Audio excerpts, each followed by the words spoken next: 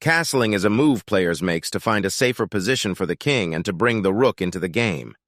Let me show you all the details you need to know. This is a typical scenario white would like to avoid.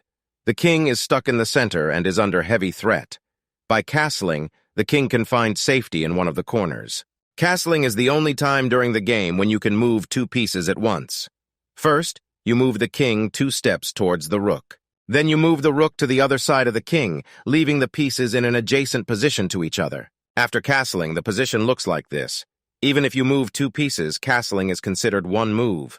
The advantage of castling is that the king is safely protected behind a shield of pawns. Additionally, the white rook has found a way to join the game. Castling in the other direction is also possible. The king still moves 2 steps and the rook is placed next to it. We call it castling long as the rook moves 1 more square compared to short castling. After white has castled long, the position will look like this. The king is safe and the rook has joined the game. You are not allowed to castle whenever you want to. There are 3 situations when castling is not allowed. In order to castle, you cannot have moved the king nor the castling rook earlier in the game. As the rook to the left has moved earlier in the game, castling long is not allowed. However, castling short is possible as the king and rook to the right haven't moved earlier in the game. Castling is also not allowed when the king is in check.